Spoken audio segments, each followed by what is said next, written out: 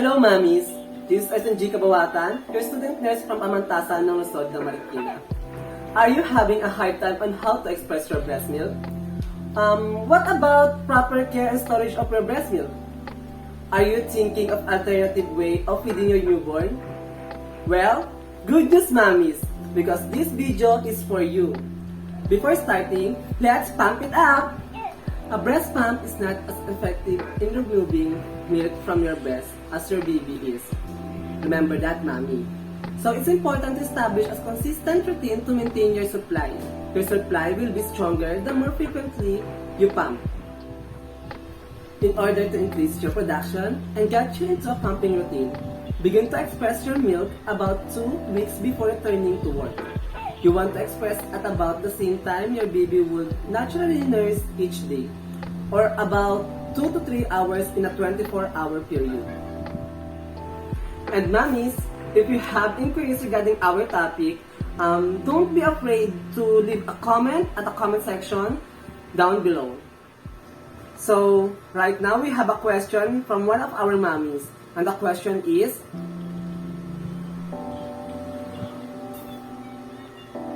Mommy, to answer your question, breasts develop their own general flow pattern. They start dripping, then squirt, then drip, and then slow to stop. Continue to pump until the milk stops flowing or dripping. Another question from our fellow moms. So, the question is, Mommy, the answer for that is, your prolactin levels fluctuate throughout the day.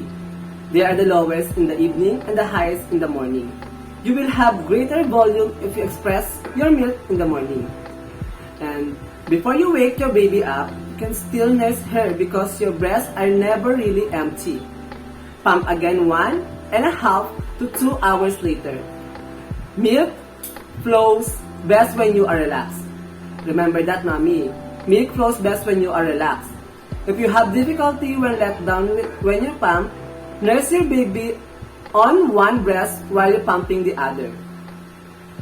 Once your baby engages your milk, injection reflex, your milk will flow more freely. Now, mommies, let's talk about manual expression. When we say manual expression, mommies, it is the least expensive kind of pumping. It can be easy with practice, but it can be difficult to learn. If done incorrectly, it can cause bruising, tissue damage, or chapped skin. Practice manual expression even if you don't intend to make it a daily routine. At some point, you might need to express your milk without the use of pump.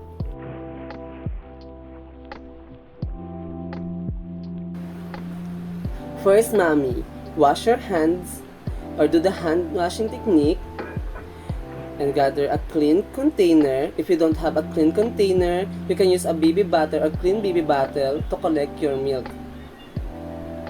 Second, you can use a funnel inside the baby bottle to catch your milk when it squirts. Some mothers place a funnel inside a baby bottle to collect their milk. Second, mommies, gently massage your breast. Use small circular motions as if you are conducting a breast self-exam, or do whatever feels you comfortable. Start on the outside of the breast and move toward the areola. Bend over the waist and let the gravity assist you. The key is to relax and allow letdown to occur. Warm wash clothes applied to the breast will also help you, mommies.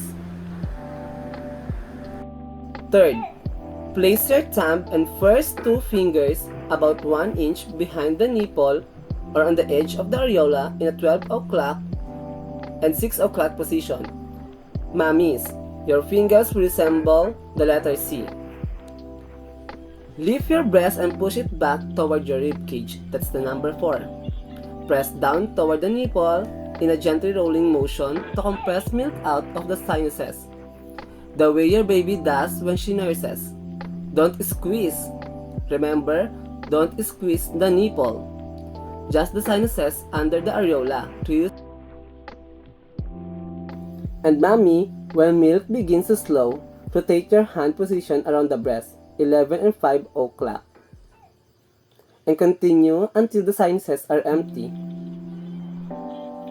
Work all sides of the breast until milk no longer flows or drips. And mommies, rub excess milk onto your nipple and areola.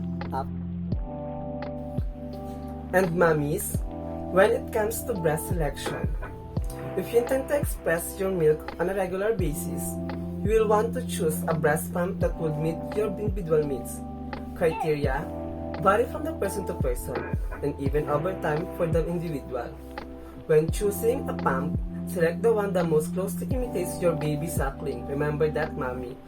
Closely imitates your baby suckling pattern. Pumps that offer the most cycling per minute are the best. Look for pumps that offer 34 to 50 cycles per minute. Since that timing is most like your baby's nursing pattern, you also want a pump with adjustable suction rates.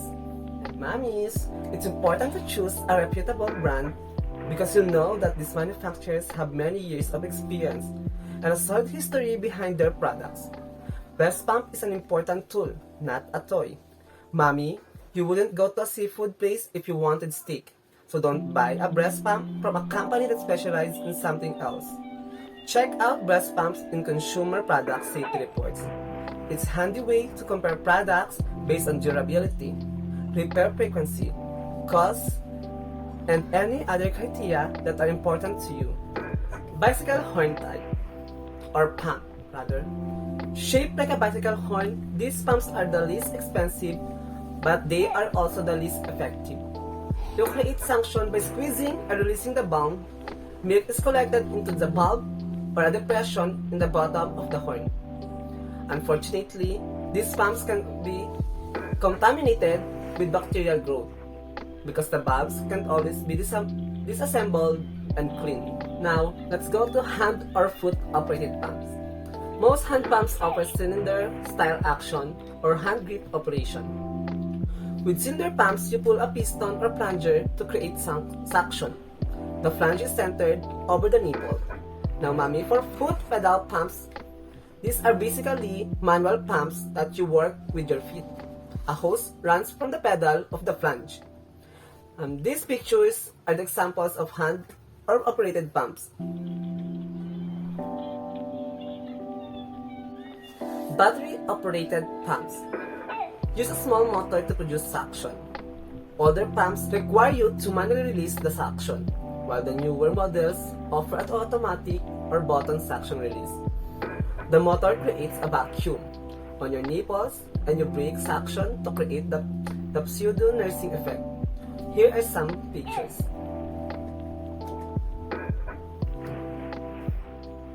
Now let's go for portable electric pumps. Mommy, these pumps are durable and easy to transport but often don't offer the optimum number of suction release cycles.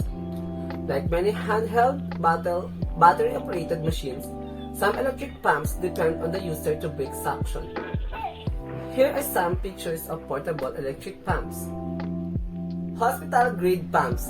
Mommy, these pumps are simply the best and most efficient pumps around. Although, they can be expensive to purchase. Most hospitals offer rental options for women who intend to pump frequently. They come in several sizes and weights. Some are as light as 4 pounds, while others weigh up to 20 pounds. The lightweight pumps are easily transported and come adapters for automobile use. Now, these are some examples of hospital-grade pumps. And mommies, let's talk about the proper storage of your human milk.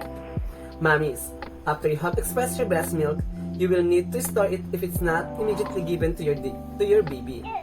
Human milk can be stored at room temperature, refrigerated, or frozen, and each requires different handling and storage procedures. Temperature is the single most important factor in determining the length of it's safe to store your milk. Here are the storage time guidelines. Now, mommies, let's talk about the frosted or thawed milk. The toasted or thawed milk can be stored for up to 20 hours in the refrigerator.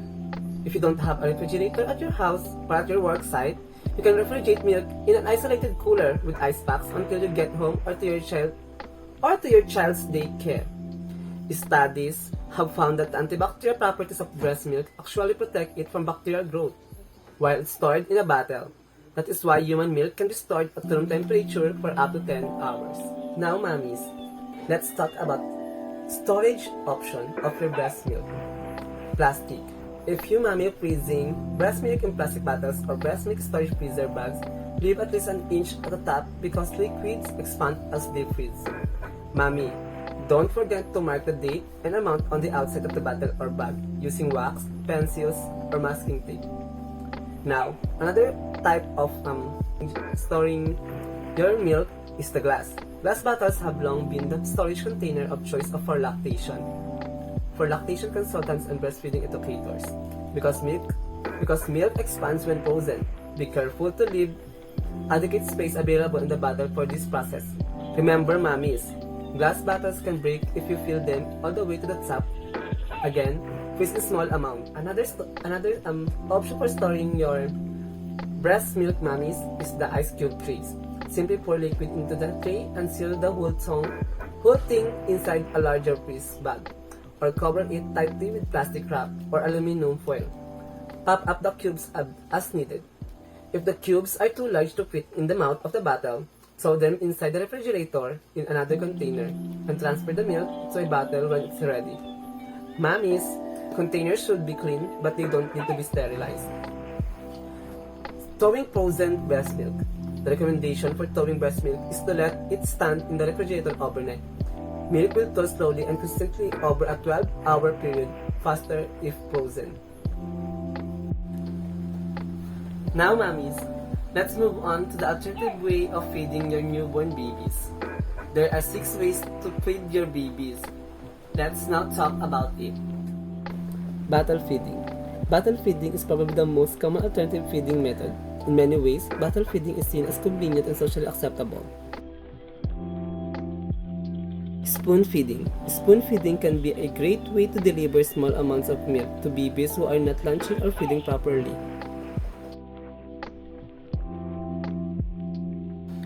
Cup feeding. Particularly when cleanliness is suboptimal, cup feeding can be viable, safe alternative method to provide express breast milk or formula to babies.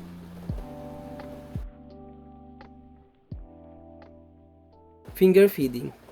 Like with cup feeding, finger feeding assists in keeping a baby's tongue down and forward. If done properly, finger feeding puts the baby in control of her intake too. Syringe feeding. While syringe feeding may be used to rouse a baby if only a few drops are used, there are some drawbacks associated with its use, such as it may increase risk of aspiration, may result in poor sleep configuration, does not facilitate breastfeeding, and last, does not allow a baby to control how much she gets.